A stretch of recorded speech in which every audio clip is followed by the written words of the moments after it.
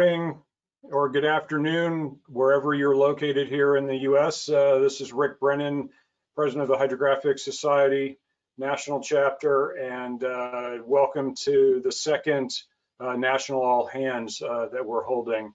I'd like to just talk about our format a little bit here. Just so you're aware, we are going to be using the questions tab to submit questions that you would like answered during any of the Q&A sessions.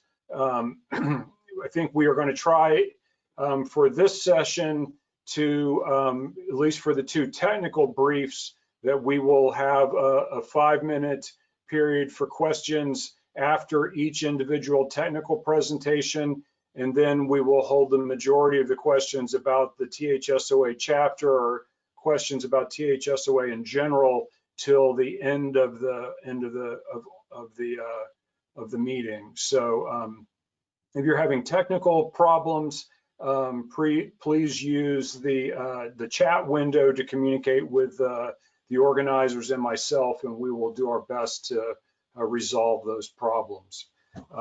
So without further ado, why don't we get rolling?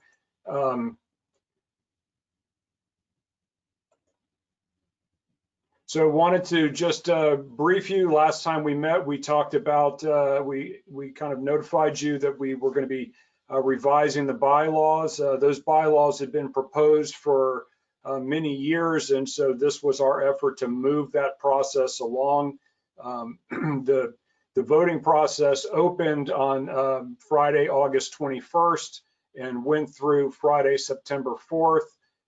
We sent out invitations to vote to 1,312 people, and out of that we had about 10% voter turnout. 135 voters participated and answered questions, about 4 ballot questions. And so I know you are all probably suffering from ballot and voter fatigue right now, so bear with me as we run through this. But just on amendment, on the first change, which was Article 6.1, which just added a president-elect to the bylaws, we got a 96% approval rating on that. 96% or 130 people voted yes to the changes recommended for Article 6.1, and 5 people voted no.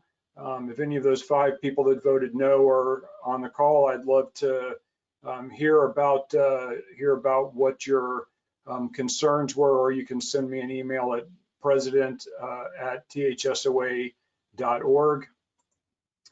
The second amendment was for Article 6.2, and that was basically an addition that said the president-elect assumes this office after serving 1 year as a non-voting member of the Board of Trustees. And so again, that was 129, 96 people, 96% or 129 people voted for that change.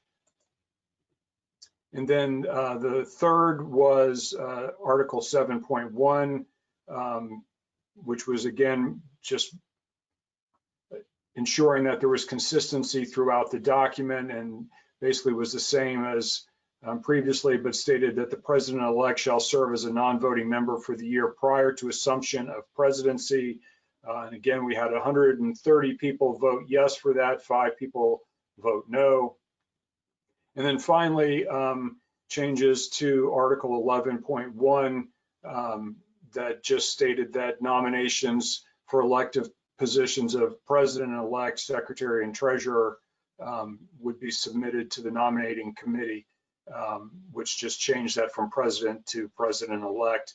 And that one, we had 131 people vote yes to that change, and 4 people vote no. So I think in general, we felt like this process was very smooth. It allowed for the full mass of the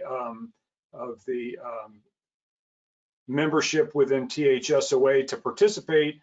Whether they chose to or not was another story, but in this case, we had about 10% voter turnout, and that, in my mind, is enough to allow us to change the bylaws and move forward on that.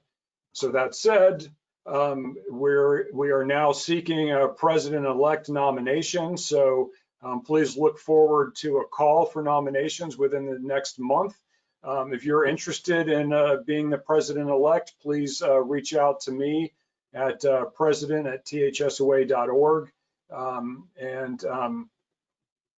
What that means is that ultimately, I think the intent for this, the primary intent for this, was that we would have somebody who was able to come in and see the execution of the conference as it was being planned in the year prior to the conference being underway, so that they could more effectively help plan the following conference and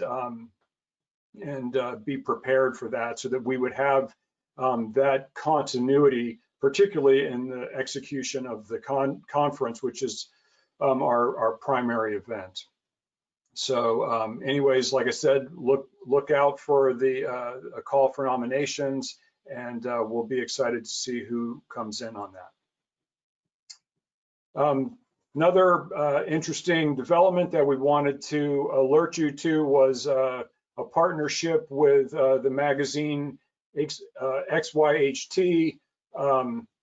So they had reached out to me after the last all hands meeting that we had, and we're very excited to hear that one of the things in our strategic plan was building alliances with other geospatial mapping disciplines. And so they offered a number of proposals to us. One of those was that they would automatically enroll our members as with a subscription to XYHT, so that you would get that at no cost. It's basically a free magazine, but you would get that just as a perk of your membership with THSOA. There will be the ability for you to opt out of that if you choose when you renew your membership with THSOA. But in our interest in building alliances, particularly with regard to our pursuit of licensing, this was something that we felt like was a good thing.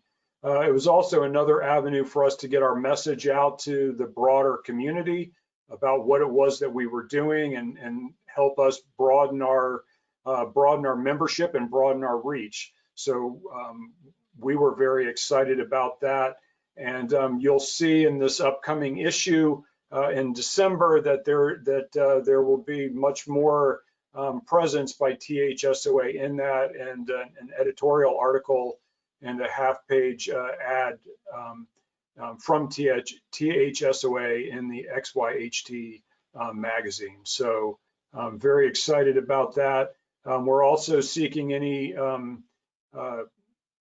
commercial members who would be interested in sponsoring a quarterly editorial by THSOA, to please reach out to me at president@thsoa.org. So I'm going to pass the mic and the camera over to Haley Hollis, who's going to give us a brief update on our efforts on the THSOA website. Haley? Hi, everyone. As you know, we have moved back to the Wild Apricot website. We had some problems with WordPress. They were mostly with our developer. So we are in the process of getting everything back over. And our next step is to link in archived US Hydro content. I'm organizing all that behind the scenes right now so that we can upload it pretty quickly. And if you have any questions about your membership or anything of that nature, you can always email me at admin@thsoa.org. I try to stay really good about replying to those emails, and if I haven't gotten to you yet, I apologize. But I will be checking that regularly. That's pretty much it. Great. Thank you, Haley. So that's been a large lift. I know that the previous administration, Mike Nitzka, had put a lot of effort into developing what was a beautiful website, and we had it had come in with great reviews. But what we found was we were having problems in getting being able to take members' money through that new website to update membership. So when your membership lapsed, we no longer had the ability to track that or to take your payments and to get that registered, and all of that functionality existed under the Wild Apricot web hosting service that we had. And so we unfortunately needed to revert back to that. And so that's been a large part of what Haley has been doing for the first part of our tenure here this past year is trying to untangle that and figure that out. And after giving it a really good college try with the WordPress site, we just had to finally go back because we had members who were falling out of date on that. So I think we've finally got our membership cleaned and squared away, and I think our ability to renew people's membership is all fairly straightforward and back in operation. So I'd like to thank Haley for all of her work on that.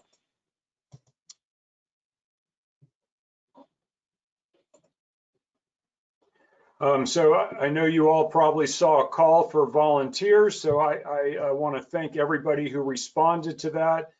So we had Hugh James, Will Sager, Ed Bailey, James Clark, Steve Everett, Lorraine Robidoux, Stacy Lyle, Uche Chukwa, Philemon Obima, Chris McHugh, Olelekan Odunatke, Hans Van Summeren, and Alberto Costaneves, who had all responded to that. And so I'd like to thank all of those people who responded, even if I horribly pronounced your name.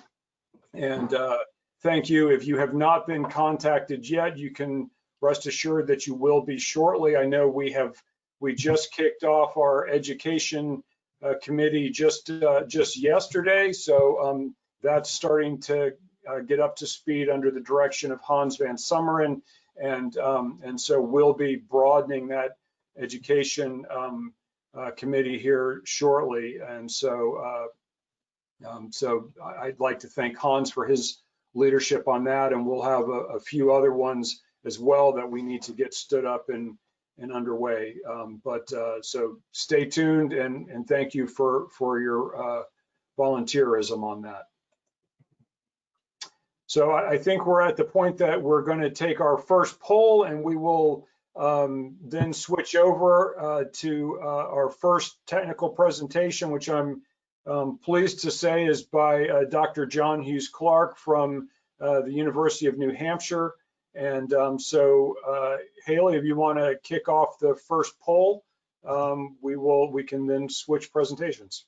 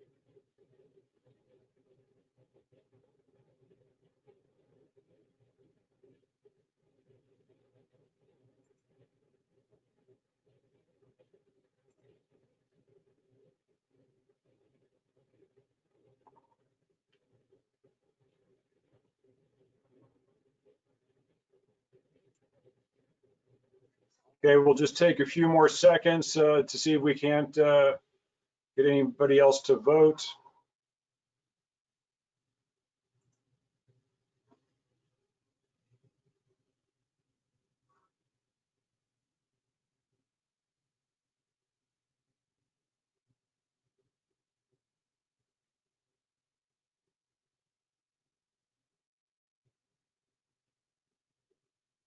All right, Haley, why don't we go ahead and we can close the poll, and you want to share the results with us?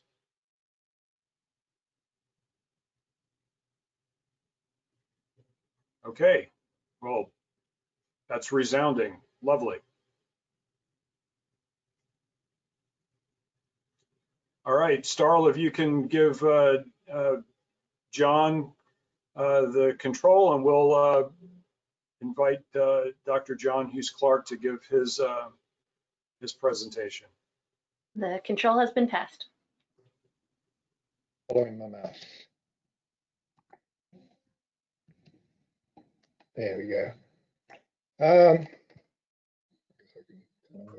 And John, you can share your camera too if you'd like. There you go. Yeah, I think I've just done that. There we go. Good morning or afternoon all for everybody. And I appreciate the opportunity to give this technical presentation, and an unusually large audience, actually 90 at the moment, apparently. What I'd like to talk about, and it's something that's rolled out of originally the presidential memorandum last November, and its response and national strategy. All of us probably aware of NOMEC now, to establish a national protocol for seabed acoustic backscatter data collection. Well, why? The C of NOMEC, as well as mapping and exploring, is of course characterizing. And I think many people believe that characterization, which you can think of as mud, sand, gravel, what is the seabed, not where is it? In order to deliver on that, how are we going to do it? And acoustic remote sensing is one major obvious way. And so the way I'm just going to break this up is see what it really is, what a backscatter strength measurement is, and then look at the tool that we all use, the multibeam. What does it actually provide?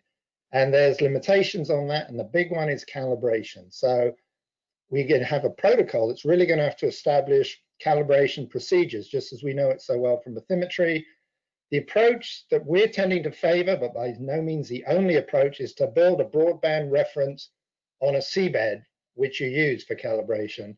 And if we're going to do that, I'd like to suggest that we might be considering a national reference site program so that everybody can share this information to calibrate much more efficiently.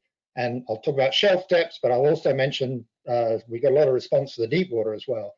And lastly, of course, as always, there's an awful lot of complications that go with this. So I can get this thing to shift. Some delay. There we go. So what do we need? Well, think of a seabed. That's a convenient seabed.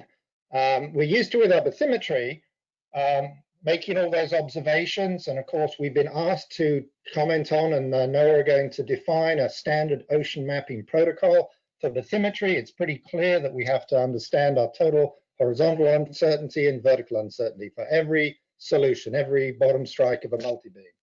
But for backscatter, it's quite a lot trickier, and it's not just one measurement. So we have an energy density, the intensity there, and we have a defined unit area, and it comes back. And we want to know the power per unit solid angle, and it's a ratio. It's actually a dimensionless number for what goes in, what comes back, and there's a whole bunch of definitions that go with it. It all works very well as long as you have complete knowledge of the intensity, the area, and the power backscattered. So there's a huge calibration problem goes with it. And unlike a depth, which is equally valid, we have to recognize that this final ratio comes back as over a range of grazing angles. And you may be aware that the angular response in the bottom right is something that's a very powerful classifier. And so we want to characterize. Additionally, we're very interested in the variance of that classification because there's actually a very high variance, and it's not a failure of our measurement. It actually tells us about the scattering process. You can classify just based on the variance. And furthermore, just looking at this photo of manganese nodule fields, there's a spatial texture there, which is scale dependent, and that again is very useful to classify. So by doing all this, we get to what's called for in NOMEC, characterization. But the problem is calibration of all of this. And it's far more complicated these days. We're all using multiple different systems with multiple different frequencies, often many frequencies by sector, and each of them have varying source levels, receiver sensitivities. And so rather than the bottom right, the angular response, we have to think of it in 3 dimensions, frequency dependence as well, and that's the challenge. So we need to calibrate with all of this. So what does the multi-beam provide? It, unfortunately, none of the above in terms of our desired objectives. And so there's an awful lot of information comes out, but if you look at the as acquired, you'll notice there that it's there's all sorts of overprint, and we're all used to having third-party software that massages the data, and we come up with this normalized product, and we're very proud of it. And if you map that spatially, just go over to the right, just stick with one ship, vessel sonar A, we think we've arrived at the result. But NOMAC is going to be a multi-platform, multi-year, multi-sensor program, and A doesn't match B, doesn't match C, and the lack, of course, is calibration. There's no absolute reference, and so we need a protocol, and this is what we're trying to work towards, but not just for one agency, us or whoever, it's for as a nation. So in one slide, how do you calibrate multi-beam backscatter? We could talk for hours on this, but on the left is the most controlled method. Take your multi-beam off your vessel, go find a tank somewhere, there's one at UNH, put it in and go through a whole bunch of procedures, very well defined with calibrated sources and receivers or point targets that you understand their scattering response. But it isn't actually going to work for most of us. You can't conveniently unbolt them from the ship. Even if you do calibrate it, by the time you bolt it back on the ship, it won't perform the same way. The fisheries community are well ahead of that. They're used to, and that's in the middle, on site, in the water mass they're in, they deploy a calibrated target, a point target. You may be familiar with this, and they of course have one beam, split beams, though, very fat beams, conveniently, and it's quite an art, so dragging a ball bearing around under a ship. It is doable, but for a multi-beam, it isn't practical for a variety of reasons. Fundamentally, our receivers are not split in 2 dimensions, so we can't actually see where the target is fore aft.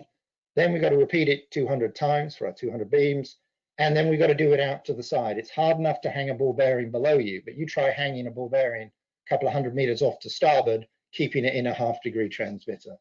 So what's happened, and it's a number of people have suggested this, is to use a reference seabed, and most recently Ifremer in France have really come up with this method, taking the middle, the calibrated fisheries sonars, pointing it at a seafloor, understanding its actual result, and then bringing your platform over. So if you have a reference seabed, bring in your survey system, compare the responses, calibrate. And so this is the approach that we've been doing for the last 2 years now. We take a bunch of these fisheries split beam sonars, we mechanically rotate them across a piece of seabed that we believe is stable and homogeneous. And you can actually see it here, we're just hanging over the back of a small vessel. And the important thing is we're going through the full range of frequencies in order to cover 40 to 450 kilohertz, which is basically covers all our shelf mapping frequencies.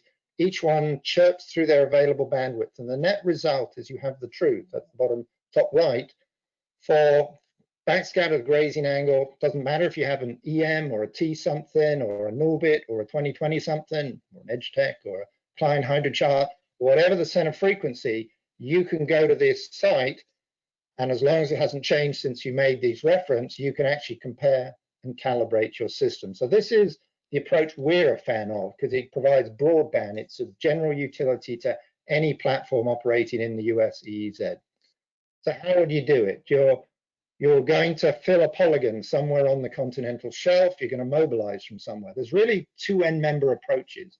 One is bring all that extra equipment with you, do it on site. And it has tremendous advantages because you make your reference, then you bring your ship over it. It's the same seabed. It doesn't matter that a year later it might change when the hurricane comes through.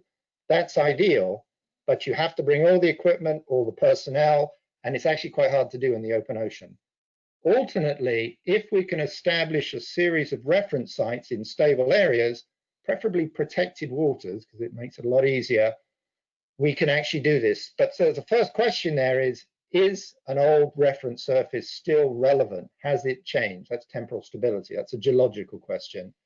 The other thing is, and we all know that as we survey from the beach to the outer continental shelf, our sonars go through different source levels, pulse lengths, center frequencies, sector, spacing, dimensions. If you calibrate mode A, you haven't calibrated mode B and mode C, and you can't use mode C, the deep one, in the really shallow water and the inverse. So you may need more than one reference. So this is a complication we have to deal with. And lastly, of course, the big one, logistics. it's got to be convenient to you. Either bring it with you or have one on your transit route, not in a shipping lane, not in an unstable seabed, whether trawling or hurricanes. So let's actually think about the idea of putting in a series of national calibration sites. So for the US, there are a number of laboratory facilities we could use, but I don't think many of us will choose to use that.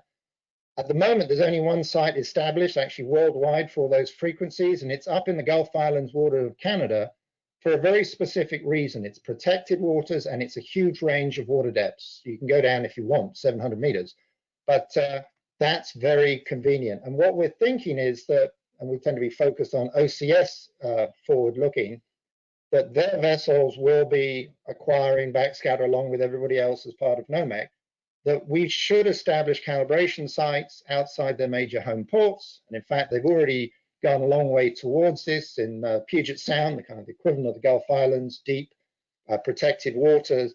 All their launches already go over the same reference site. It's not absolutely calibrated yet, but it's they have repeatability. And if we go and make that measurement, we can actually back calibrate the last 2 to 3 years worth of data. But this, again, is just a small subset. I think long term, we're going to have to look at establishing these sites throughout the US EEZ. And it's going to be driven by user needs. And there's a lot of questions that we really have to ask is, how are we going to do this? Is every survey vessel going to have to carry this hardware and skills? And I don't think that's really realistic, except maybe the bigger organizations. Or is there going to be a specialist organization, say a subcontractor, that provides this as a service? If you're going to spend a couple of months surveying off Dutch Harbor, they come up, give you a reference site and go away. Or, and of course, as we start building these reference sites, shouldn't we be maintaining a national archive of this so that if you've got a job 3 years from now, if you believe the site is stable, you may well use the old ones. And this is one of the big options that I think we really have to consider. Now, that was all shelf, and I think the majority of NOMEC is shelf-based operations. But a lot of people have provided me with feedback saying, what about the continental margin? The EEZ goes way off and it's much lower frequencies. There are some complications. Well, first of all, what's acquired? Amazingly, 35 years ago, the entire EEZ is already mapped in Backscatter. And it's actually one of our best data sets because it's not multi-platform. It was one ship with one sonar in about 3 years. However, there was no bathymetry, and we've actually built on this in the last decade. We've now gone out to the edge of the juridical continental shelf, and we have excellent bathymetry. You can download it from NGDC or NCEI. But complications, here's the backscatter. Notice there are mismatches between polygons, and this was because it was done with 5 different ships, with 5 different flavors of 12 kilohertz systems. And so this needs calibration. And of course, most of the work to be done, I think, will probably be done with the 30 kilohertz systems. It's up around the continental slope. And we have NGOs, federal vessels, UNOS vessels, and a lot actually in the oil industry, the commercial survey companies. But now we're dealing with lower frequencies. The transducers are much bigger, much heavier, and we actually have about the same problem. Most of our work in 5 kilometers is done with much longer FM pulses. Those systems do not work very well in 500 and the reverse. And if you want to take one of these calibrated sources, you might have to actually lower it several thousand meters in the ocean, which then needs recalibrating because the pressure has changed it. So we're thinking about this. I think this is less of an issue just because we'll need less calibration sites and a lot of it's already collected. And lastly, I'm just going to put up a whole bunch of complications. And I think this is, I'd love to get feedback from hydrosoc type people. How would we handle this? It's not cast in stone. They're asking for guidance on some. What's the center frequency that we should be using? Is it going to be prescribed? And particularly bubble washdown. We can bottom track in marginal sea states, get a reasonable depth, but backscatter is corrupted at much lower sea states. And that really worries me. Do we stop surveying and wait for it to get better? What's the priority? And similarly, we've seen other operators never change the mode, so the backscatter remains relatively the same, but that compromises the bathymetry. And multiple frequencies, I'm a huge fan of, but you cannot do that if you compromise the data. And the other end, the really dull stuff, of course, is the metadata, but absolutely essential. How are we going to report and deliver this? And I believe all the calibration and processing steps have to be documented in a common format, and we've got to agree on that. And I don't think we should prescribe how the calibration should happen.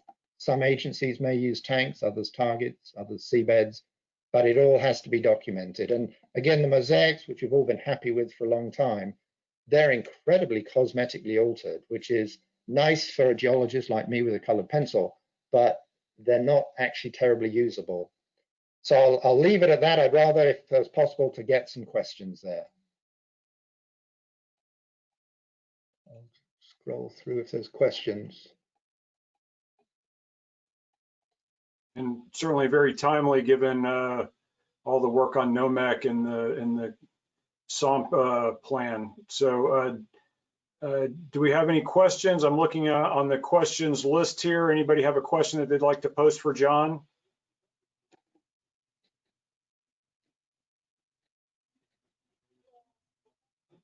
Is it possible to get a recorded version? I don't know, Rick, hopefully. Yep, this is going to be recorded. It'll be on our website and it'll also be on our YouTube page.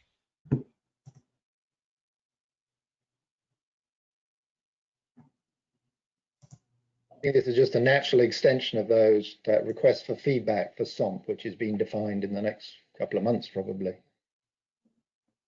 Yes, I think we've only started on the SOMP journey.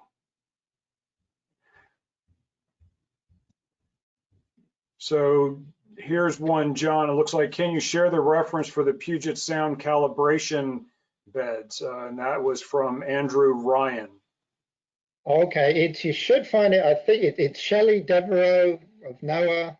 She was the author, and it was at one of the US hydros, I think maybe 2017. If you email me, james@ccom.unh.edu, I'd be very happy to, I could provide you with the PDF now that the HydroSOC website is in transition. But Shelley has been doing this on behalf of NOAA, that particular. They actually moved it. It was originally Shilshow Bay, I think, and now it's somewhere else in Puget Sound. And then let's see, we got a question from Jason Creech. What's next? Who is the lead agency leading this effort? Do you want to take that, John, or shall I? Yeah, I'm curious to see. I mean, obviously there's overlap. OCS are the sort of geospatial people. USGS tend to like sediments. I don't know. Rick, what is the intent to be as the lead federal agency?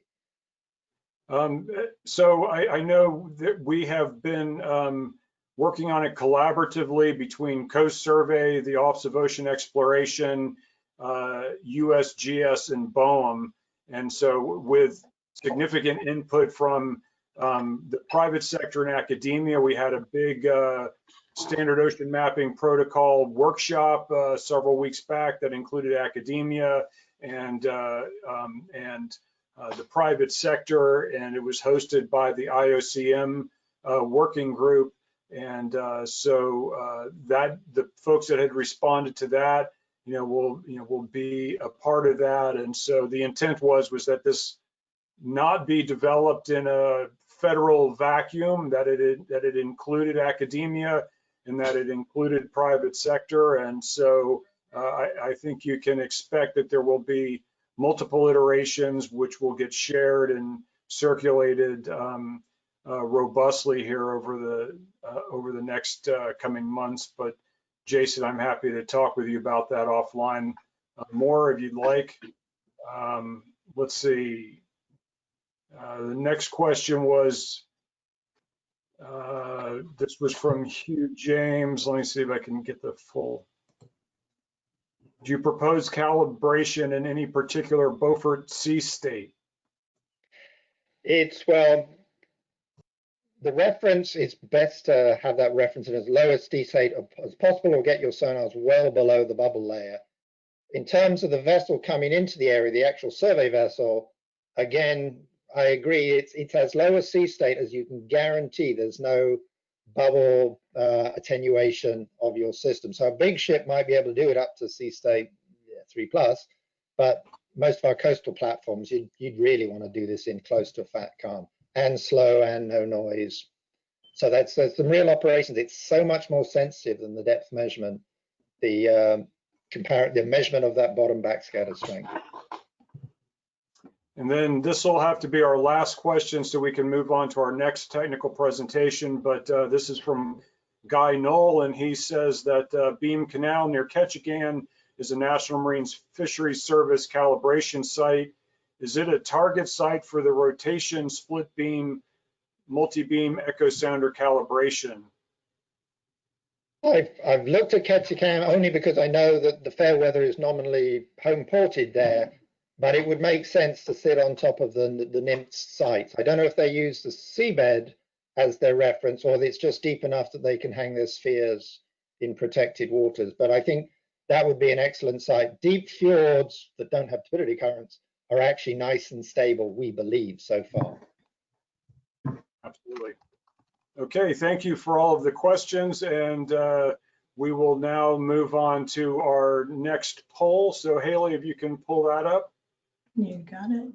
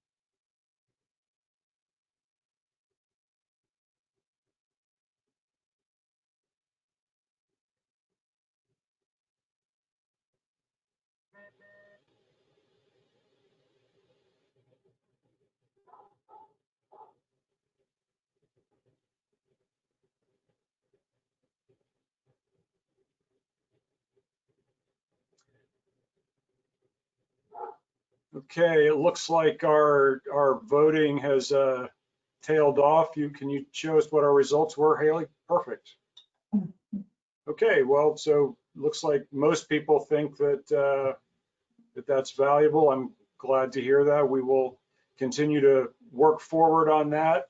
And certainly, like I said, if we have any industrial partners or commercial partners that would like to sponsor that, please feel free to reach out to us.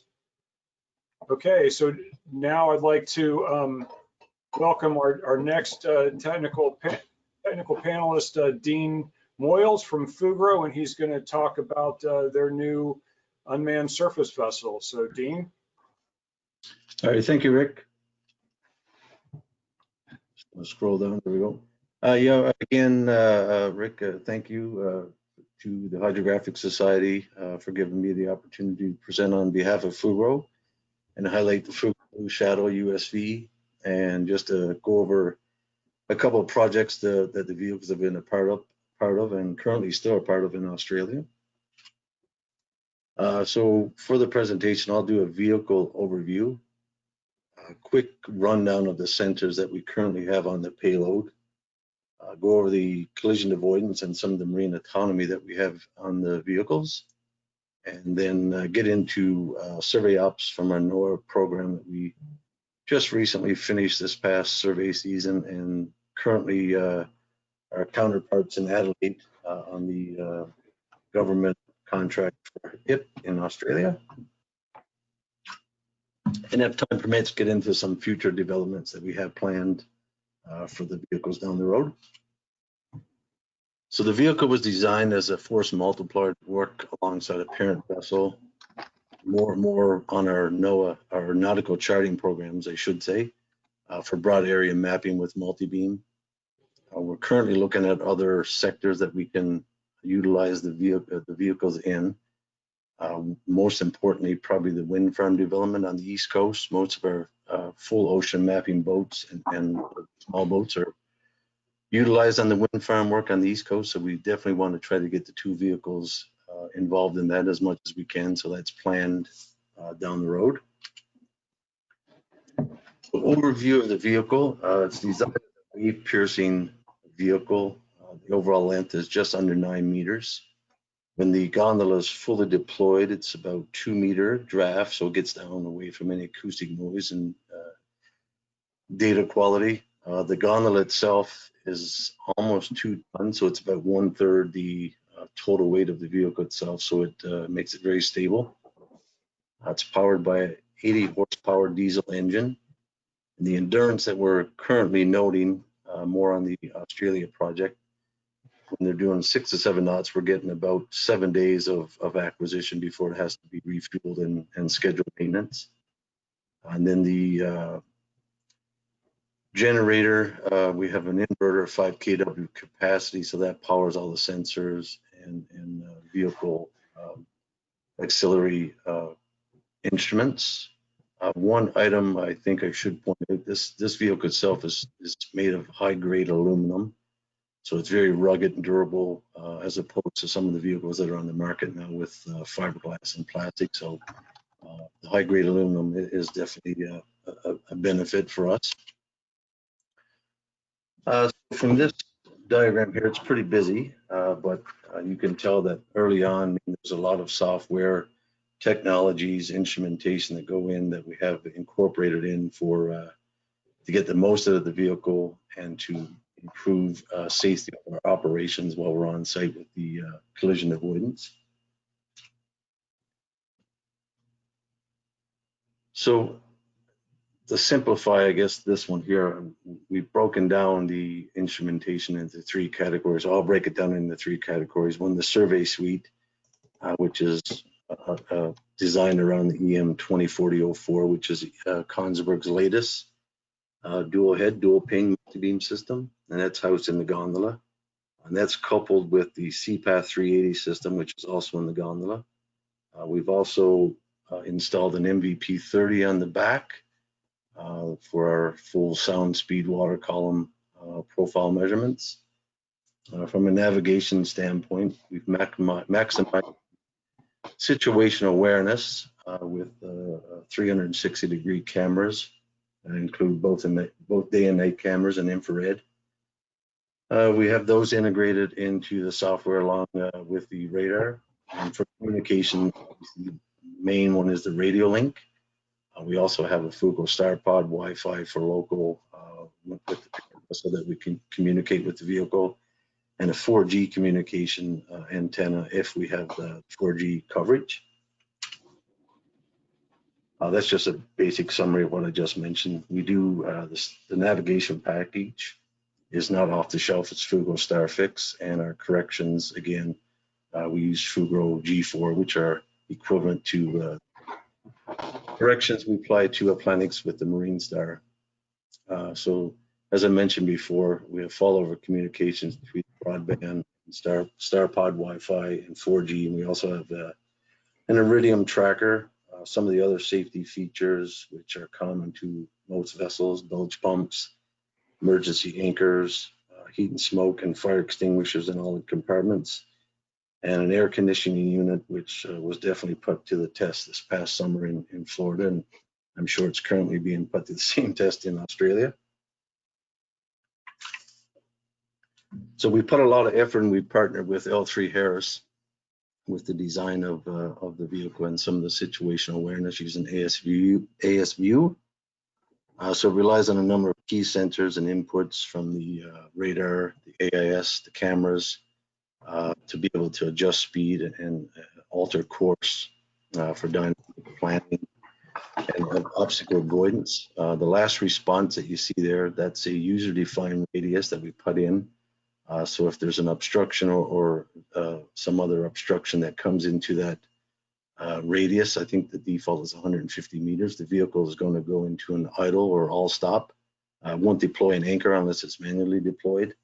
And then once the thread is outside that radius, the vehicle will continue on its way, or if it can be manually with the guys on the vessel. So we have two at the production, the Blue Shadow 1 and the Blue Shadow 2. So Blue Shadow 1 was delivered from the UK in early June and trialed by our US team and Hydro Group on our Florida project. It was conducted in the latter part of Appalachia COLA, and we call it 3, but 2020 this year's task order.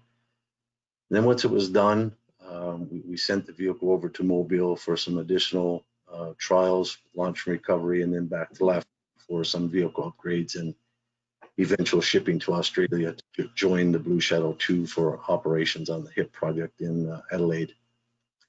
So as I mentioned, the Blue Shadow 2 was delivered to Australia, Adelaide, August 24th. Again, it underwent testing and trials and familiarization, similar to what we did in Florida for the better part of September in this case, and then commenced work on the HIP project for the Australian government, Department of Defense.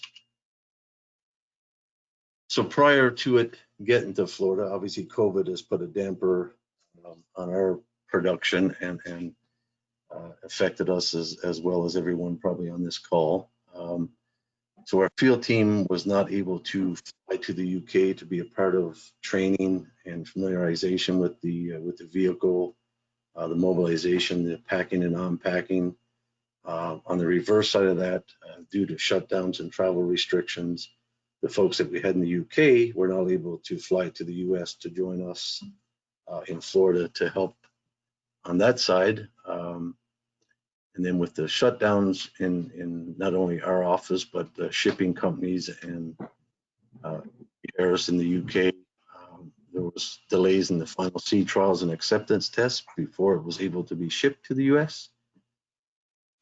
And I guess the shining light, I mean, it really highlighted how remote things could happen. I mean, we were set up pretty good prior to COVID, doing things remotely. So it wasn't a big challenge for us to do things remotely. So the Coach Klein, which is one of our small Fugro vessels, was used to get the crew familiarized and trained and familiar with the operation of the USV. And then it was introduced on the project around July 8th.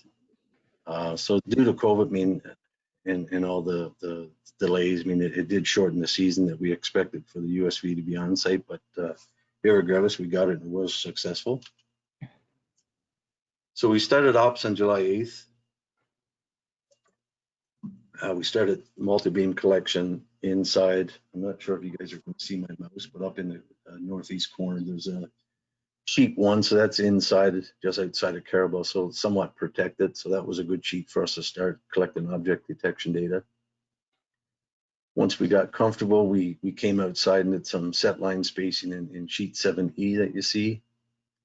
And then once we got comfortable and sort of ran out of work because we started ops long before the USV arrived because the uncertainty of when we would receive it in Florida. So we started ops, I think, in April, May with the Fugro Pelagos vessel and the Go Freedom vessels. So once we got comfortable, all the equipment from the Coach Klein was transferred to the Go Freedom and used as a force multiplier, where we conducted ops in sheet 5. So overall, we collected 450 linear nautical miles of data. We were featured, Fugro and the USV and the project on WCTV News out of Tallahassee. So that was quite interesting and nice to see.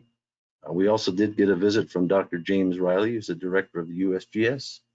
So he came to visit, which was nice. I mean, following COVID protocols, Fugro protocols, and state protocols, I mean, we were able to do that, and very nice for him to be on site and for him to see the vehicle.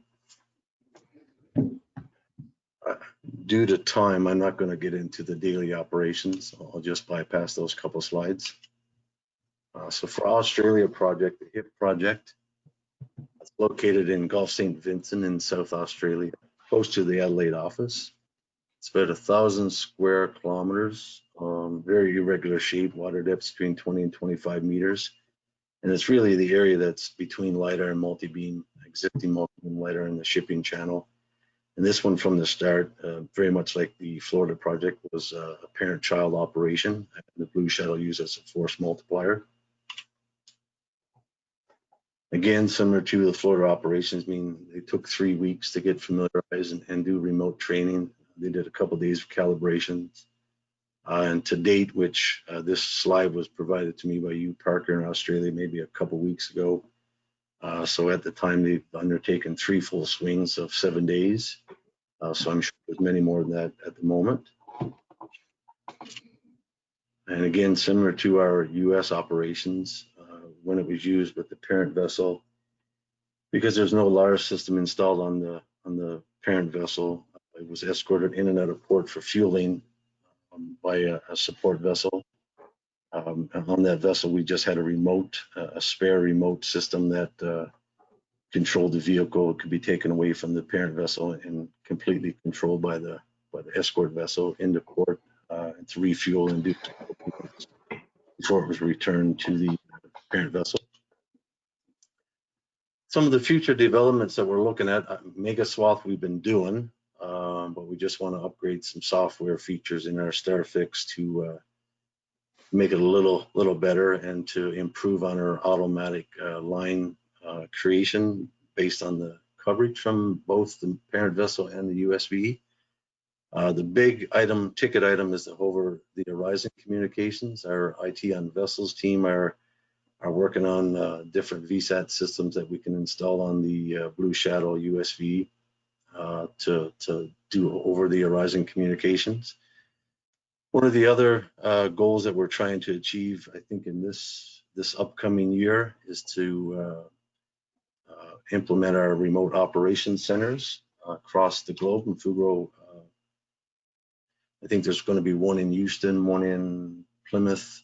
I'm not sure if there's going to be one planned for Canada or not, but the ultimate goal is to run these things over the Horizon under control of the ROC centers. And that's it. I hope I can answer all your questions. I mean, a lot of this was done by our product owners in Plymouth, but if I can't answer, I'll certainly jot down the questions and certainly get back to you guys. Thank you, Dean. That was great. Do we have any questions for Dean? I have the first question is, how the collected data is gathered or transmitted for analysis and post-processing, and what is the ratio between data collection and post-processing time?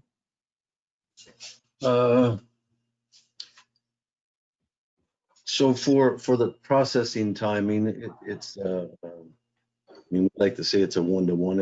If it takes 5 hours to collect, it usually takes 5 hours to process. What was the first part of that question, Haley? It said how the collected data is gathered or transmitted for analysis and post-processing. Yeah, so everything is collected on onboard computers on the vessel, on the vehicle. There's a couple ways to get it off. I mean, we can, if the Wi-Fi, the StarPod Wi-Fi, we can do it that way. The preferred method is these are hot swappable drives that we just remove and bring on the mothership or on our field data center, and then it's uploaded via Fugro's back to base to our cloud servers because we do everything on the Amazon cloud, so everything is done via cloud processing, but it's transferred by via back to base, Fugro's back to base. Okay.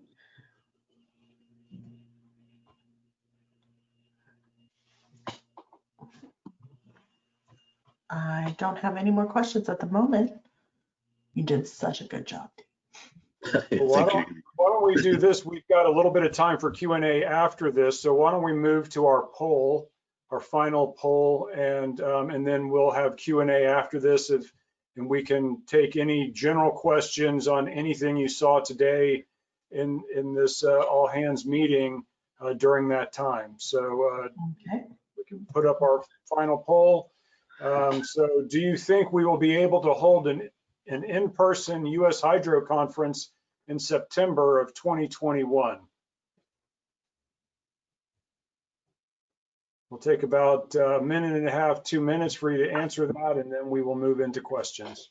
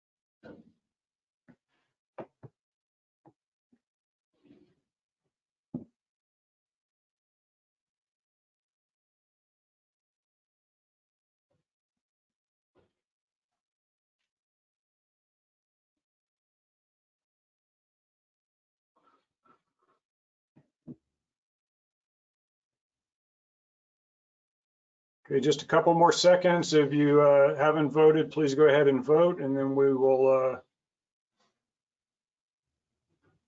close the poll here in just a moment.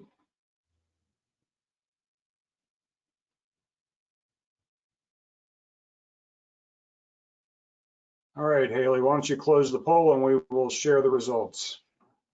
Pretty split. Yep, so that's, I guess I would have expected it to be right around 50-50, so that's pretty darn close. That's about my guess as well. So we're certainly hoping for it. That's why we've pushed the meeting back to the week of September 13th through the 17th of 2021. Again, it'll be in Wilmington, North Carolina. And so we are hopeful that that we will have a vaccine well before that, so that we can all be together in person at that conference. So let's hope that that all transpires so that we can actually have a fully fledged conference. Okay.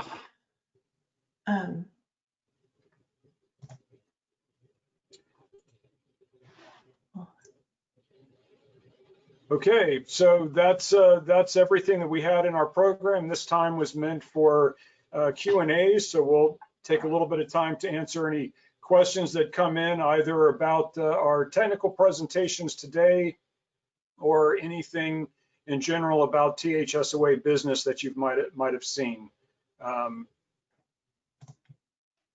I'll start off, Dean, going back to your presentation. Can you define the term mega swath? It's a term that everybody's using. I'm surprised it's not trademarked yet. We have multiple, the parent vessel and one or two USVs, and the swath is combined in our software. I think other software packages do it as well, but if you can just picture a parent vessel and two SVs, one on either side, it produces just one big giant swath.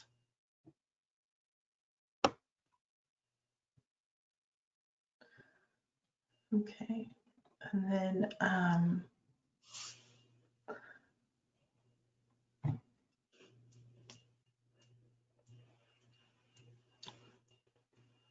So I think to answer Denny's question, yes, I think we've been investigating doing a hybrid approach and how that would be. So our conference, we've been in negotiation with our conference planner, which is Confurium, which is also the same conference planner that executes the Canadian Hydrographic Conference. And so I think whichever way we go, even if we were back fully, I think we want to broaden that to ensure that we get the maximum penetration into our membership and the community. And so we would be looking to do some sort of a hybrid approach for the US Hydro 2021.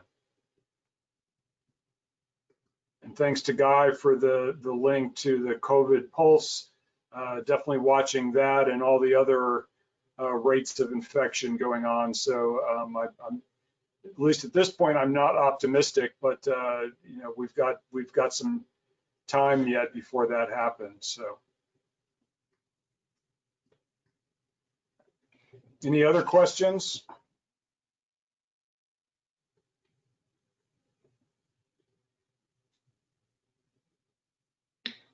We have a quick question about what would be the procedure to propose a president-elect.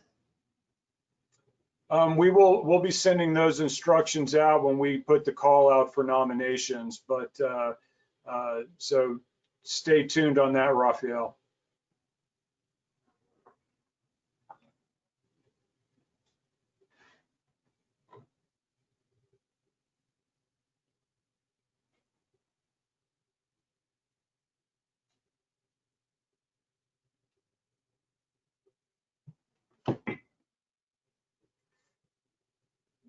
So for Denny's question, we have not solicited officially. We have not yet officially solicited names for the president-elect. So we just got the in the last 3 months completed the change in the bylaws to do that. So we're planning in the next month to get an official call for nominations for president-elect. So at this point, we do not have anyone.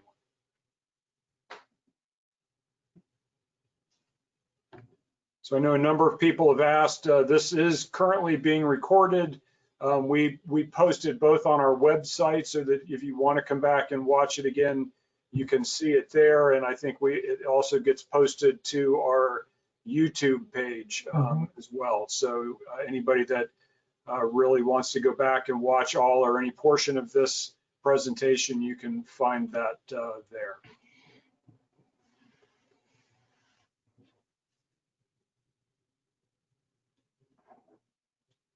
And then let's see, another question from Denny. I think what we would like is to be able to start the new year off 2021 with a clear nomination and a vote for a president-elect probably in January, once we have the nominees to put on a ballot. So.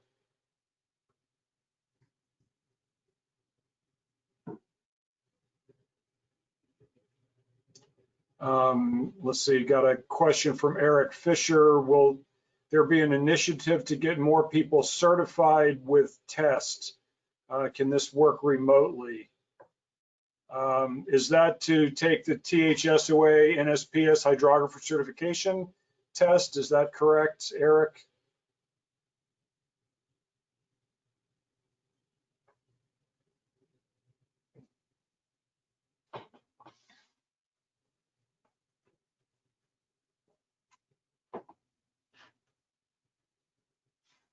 Just on the, at least on the, I'm assuming that that's what that is. So I would say that generally we are working right now to figure out locations to do that. So if we are having an in-person conference, we will definitely have the ability to proctor exams for the hydrographer certification in Wilmington. But if there is anybody who is looking to apply to become a certified hydrographer, you know, we have members and board members across the country and are looking for opportunities to hold exams either near where you are at or find some way to meet in the middle. So if Eric, if you're looking to take an exam, I would suggest reaching out to John Dassler, who's the president of that board right now, and we can, you know, we can work to find a